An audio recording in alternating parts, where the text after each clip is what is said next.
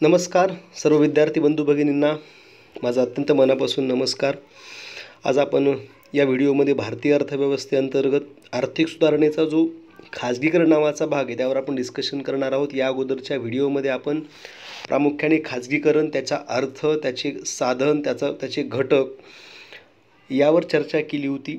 या अंतर्गत खाजगीकरणावर आपण महत्त्वाच्या मुद्द्यांवर चर्चा करूयात। PSI असिस्टंट पूर्व, राज्यसेवा पूर्व, मुख्य एसटी मेन्स आणि एक्साइज प्री या सर्व परीक्षांमध्ये या टॉपिकचा खूप फायदा होणार आहे आपणास। बरं, आपण सुरुवात करूयात। सुरुवात करण्यापूर्वी काही आठवण करून देतो, हेडफोन घालून व्हिडिओ ऐकावा, खूप जास्त फायदा होईल। कृपया नोट्स प्रिपेअर करा, जे मी शिकवतो ते ऑन पेपर आलं पाहिजे। 100% डेडिकेशननं बसा। आणि जर व्हिडिओ आवडला आपल्याला नक्की शेअर करा, आणि ह्या व्हिडिओमध्ये काही डाऊट्स असतील तर तेही फीडबॅक बॉक्समध्ये, कमेंट बॉक्समध्ये मला आवर्जून शेअर करा। आणखी माझ्याकडनं काही सहकार्य आपल्याला अपेक्षित आहे संकल्पना संदर्भात, तेही मला कमेंट बॉक्समध्ये शेअर करा। मित्रांनो, आर्थिक सुधारणा हा टॉपिक समजून घेत असताना खाजगीकरण हा फार महत्त्वाचा घटक आहे। कारण जागतिकीकरण घडून आणण्यासाठी जो मार्ग असतो तो मार्ग म्हणजे खाजगीकरण होय। जागतिकीकरण हे ध्येय आहे, त्यासाठीचा जो मार्ग आहे तो खाजगीकरण आहे, आणि त्यासाठी दिशा दाखवण्याचं काम उदारीकरण करतं, हे मागच्या व्हिडिओत पाहिलं आपण। आता या खाजगीकरणाचा अर्थ समजून घेत असताना काही बेसिक संकल्पना आपण समजून घेतल्या पाहिजेत। या ठिकाणी सार्वजनिक क्षेत्र उपक्रम मालकी खाजगी क्षेत्राकडे जाते। म्हणजे जे सार्वजनिक क्षेत्र म्हणजे जे सरकारच्या मालकीचा जो उपक्रम आहे, सरकारच्या मालकीचा जो कारखाना आहे, त्याची जी मालकी आहे ही मालकी खाजगी लोकांकडे जाते, खाजगी कंपनीकडे जाते, खाजगी संस्थेकडे जाते। बरं, ही मालकी कशी जाते?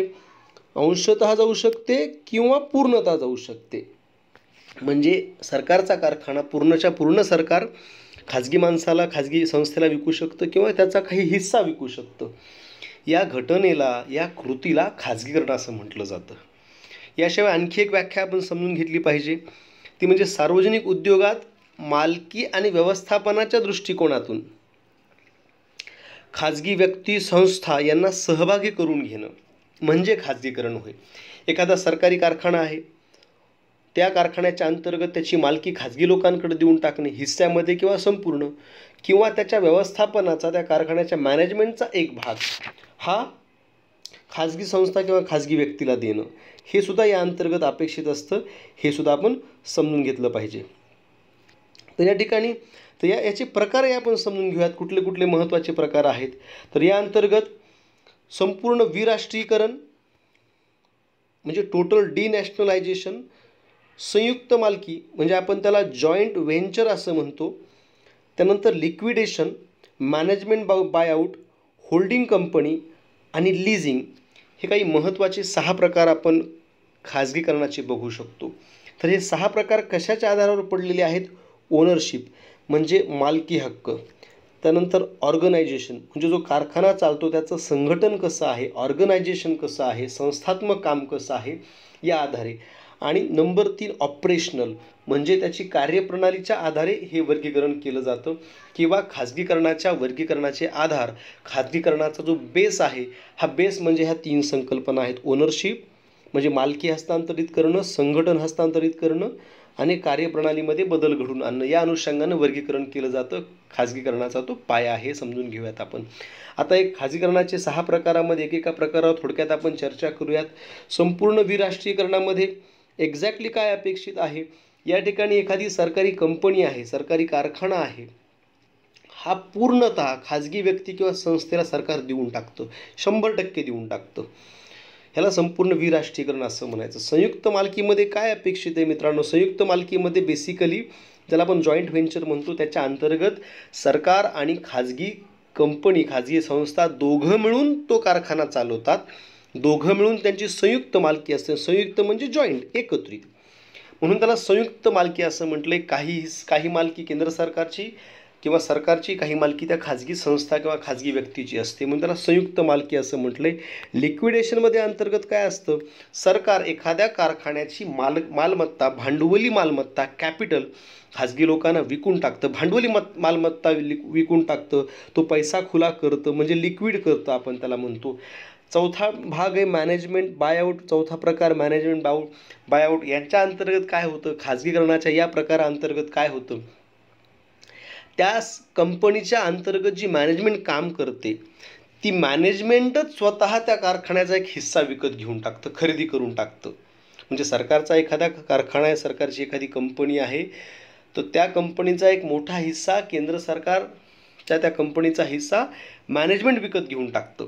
त्याला मॅनेजमेंट बायआउट असं म्हटलं जातं.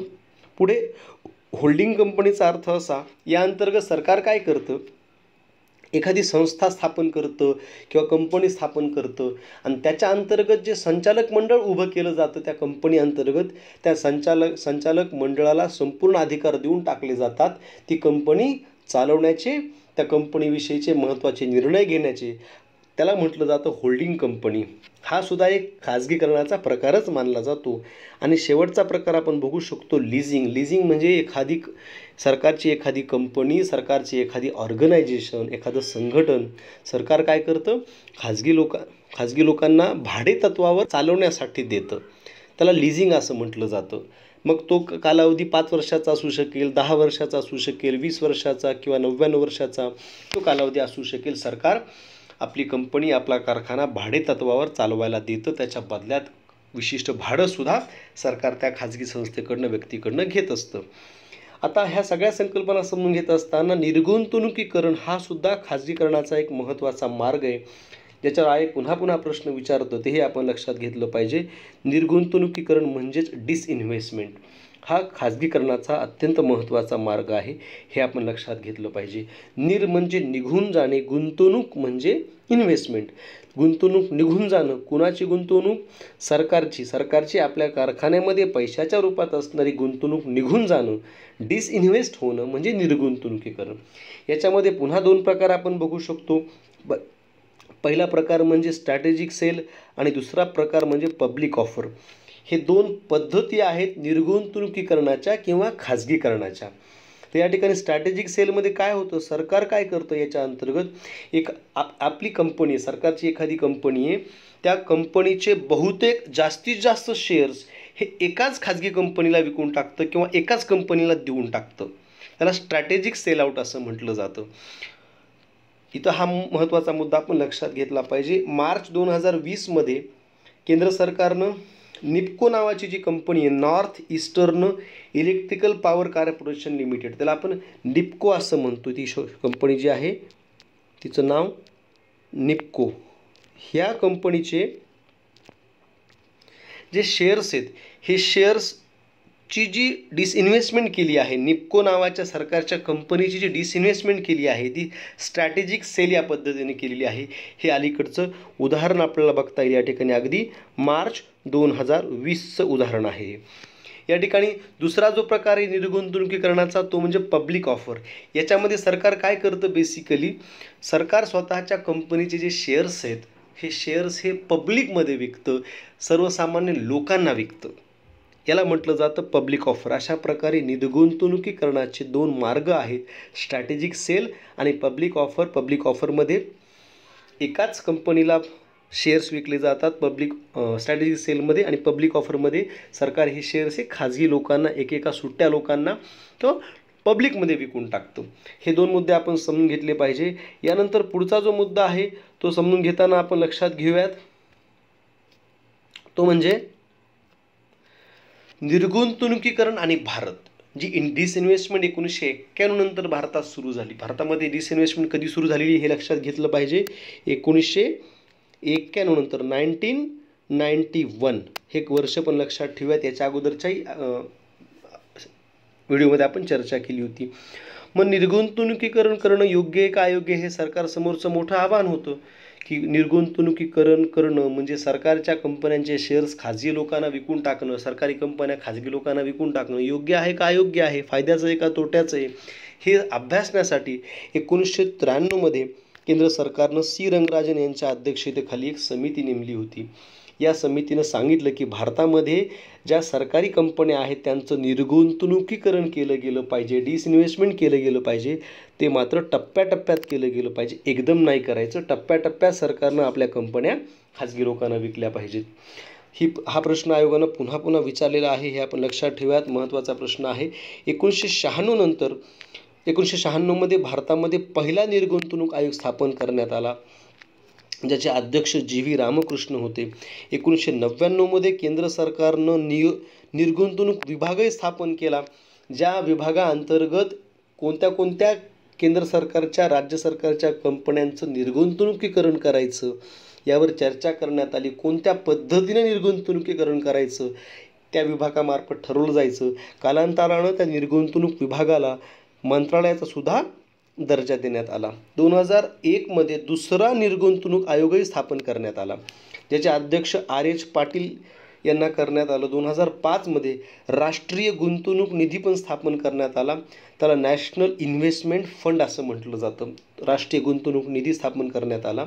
या निधीचा उद्देश असा होता की सरकारनं ज्या सरकारच्या स्वतःच्या कंपन्या आहेत त्या विकल्यानंतर सरकारकडं जो निधी जमा होणार आहे, पैसा जमा होणार आहे, त्या निधीचा वापर कसा करायचा याची शिफारस करणारा हा महत्त्वाचा राष्ट्रीय गुंतवणूक निधी होता, फंड होता.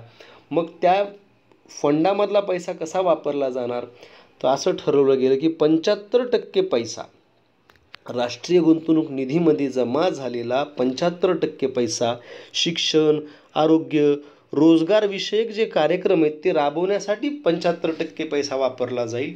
आणि राष्ट्रीय गुंतवणूक निधीमधला 25% पैसा हा केंद्र सरकारच्या किंवा राज्य सरकारच्या ज्या तोट्यातल्या PSU आहेत, PSU म्हणजे पब्लिक सेक्टर अंडरटेकिंग, म्हणजे केंद्र सरकारच्या कंपन्या.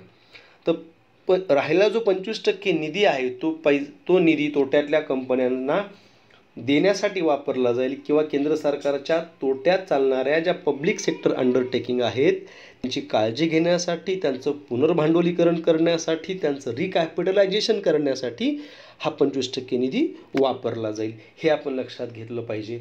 2009मध्ये सरकारनं आणखी एक धोरण राबवलं, ज्या धोरणामध्ये असं ठरवलं की जे पब्लिक सेक्टर कंपन्यांचे शेअर्स आहेत किंवा PSU म्हणजे पब्लिक सेक्टर अंडरटेकिंग, म्हणजे केंद्र सरकारच्या कंपन्यांचे जे शेअर्स आहेत हे शेअर्स खरेदी करण्याचा अधिकार प्रत्येक नागरिकाला आहे. आणि म्हणून 2009च्या धोरणामध्ये पब्लिक ऑफर पद्धतीनं शेअर्सच्या विक्रीला महत्त्व देण्यात आलं.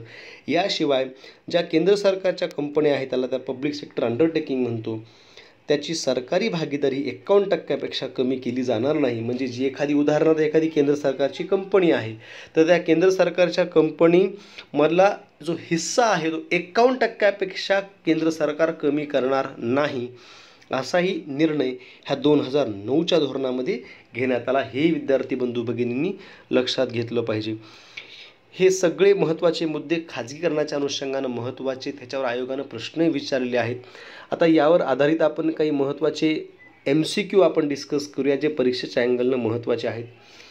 पहिला प्रश्न आपण बघूयात की आर्थिक सुधारणांचा विचार करता योग्य पर्याय निवडा. काय पहिला पर्याय आहे उदारीकरण, ही दिशा आहे. जागतिकीकरण म्हणजे ग्लोबलायझेशन हे ध्येय आहे. खाजगीकरण हा मार्ग आहे. चौथा पर्याय आहे वरील सर्व. त्याचं उत्तर वरील सर्व हे येतं.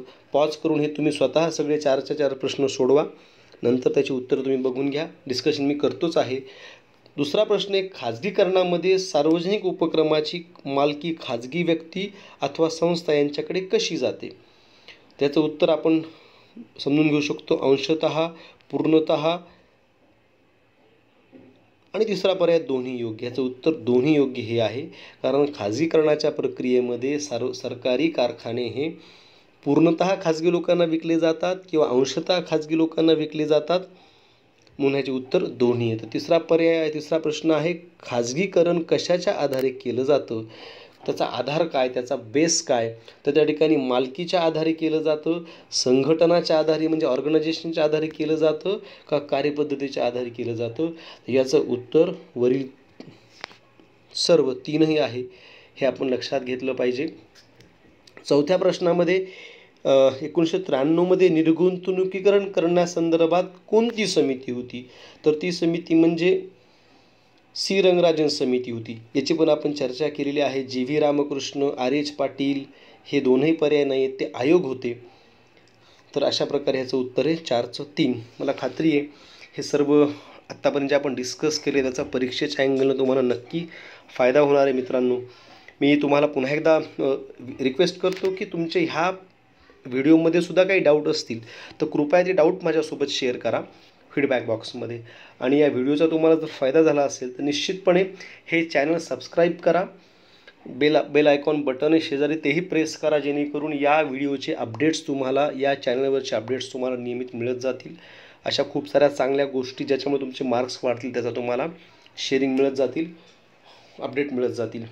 शेवटचे काही मिनटं तुमच्यासाठी चले अध्यात्म की ओर. मित्रांनो, मागच्या काही सेशनमध्ये, काही व्हिडिओजमध्ये मी तुम्हाला बोललो होतो की माणसाच्या जीवनामध्ये अनेक समस्या येतात. माणूस निरंतर भूतकाळात किंवा भविष्यकाळात अडकलेला असतो. हे आपण मागच्या काही सेशनमध्ये पाहिलं होतं. आता या सेशनमध्ये आपण तोच धागा पकडून पुढचा टॉपिक, पुढच्या मुद्द्याला हात घालतो मी. बेसिकली व्यक्ती ज्यावेळेस भूतकाळाला धरून ठेवतो किंवा भविष्यकाळाच्या अतिचिंतेत निघून जातो त्यावेळेस वर्तमान तो हरवून देतो.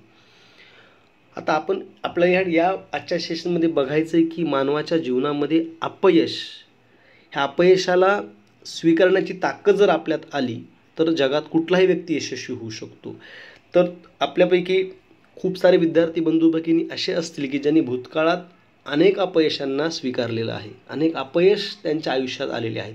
काही लोकांनी अपयशाला स्वीकारलं पण नसेल. तर मी तुम्हाला आज अपयशाकडे बघण्याची एक नवीन दृष्टी देण्याचा प्रयत्न करतो आहे. अपयश म्हणजे ॲक्च्युली अपयश नसतंच, ते नवीन शिकण्याची संधी असतं.